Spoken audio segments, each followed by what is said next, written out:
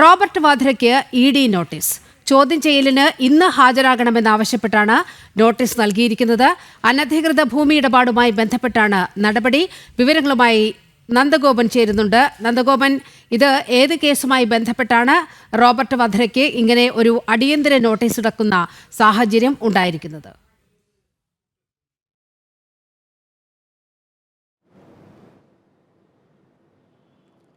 നിലിമ, പ്രതിരോധ ഇടപാടുകാരൻ സഞ്ജയ് ഭണ്ഡാരിയുമായി ബന്ധപ്പെട്ട കള്ളപ്പണ ഇടപാട് കേസിലാണ് റോബർട്ട് വദ്രയോട് ചോദ്യം ചെയ്യലിന് ഹാജരാകണമെന്ന് കാട്ടി എൻഫോഴ്സ്മെന്റ് ഡയറക്ടറേറ്റ് നോട്ടീസ് നൽകിയത്. ഇന്ന് ഹാജരാകണമെന്ന് കാട്ടി നേരത്തെ നോട്ടീസ് നൽകിയിരുന്നു.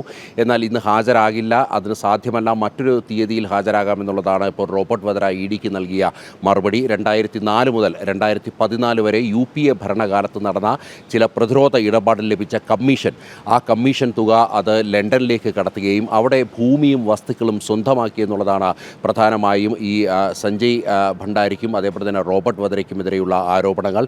ഇ.ഡിക്ക് ലഭിച്ച സൂചനകളുടെ അടിസ്ഥാനത്തിൽ ഇത് സ്ഥിരീകരിക്കുവാൻ വേണ്ടിയാണ് ഇ.ഡി ഇപ്പോൾ പ്രധാനമായും ഈ റോബർട്ട് വദ്രയോട് ഹാജരാകുവാൻ വേണ്ടി നിർദ്ദേശം നൽകിയിരിക്കുന്നത്. ഇതിൽ മറ്റൊരു പ്രതിയായ ഈ സഞ്ജയ് ഭണ്ഡാരി 2016 ലണ്ടനിലേക്ക് കടന്നിരിക്കുകയാണ്. ഇയാളെ ഭാരതത്തിലേക്ക് തിരിച്ചെത്തിക്കുവാനുള്ള നടപടികൾ, അതിൻ്റെ നിയമ പോരാട്ടങ്ങൾ തുടരുന്നതിനിടയിലാണ് ഇപ്പോൾ എൻഫോഴ്സ്മെന്റ് ഡയറക്ടറേറ്റ് ഈ കേസിൽ കടുത്ത നടപടിയുമായി മുന്നോട്ട് പോകുന്നത്. കഴിഞ്ഞ ഏപ്രിൽ DLFുമായി നടന്ന ഒരു ഭൂമി ഇടപാടിൽ, ഗുരുഗ്രാമിൽ നടന്ന ഒരു ഭൂമി ഇടപാടുമായി ബന്ധപ്പെട്ട കള്ളപ്പണ കേസിൽ റോബർട്ട് വദ്രയെ ഏതാണ്ട് 8 തവണയാണ് ഈ എൻഫോഴ്സ്മെന്റ് ഡയറക്ടറേറ്റ് ഏപ്രിലിൽ ചോദ്യം ചെയ്തിരുന്നത്. ഇതിന് പിന്നാലെ ഇപ്പോൾ തുടർച്ചയായി റോബർട്ട് വദ്രയ്ക്കെതിരെ എൻഫോഴ്സ്മെന്റ് ഡയറക്ടറേറ്റ് കടുത്ത കർശന നടപടികളുമായി മുന്നോട്ട് പോവുകയാണ്. നീലിമ.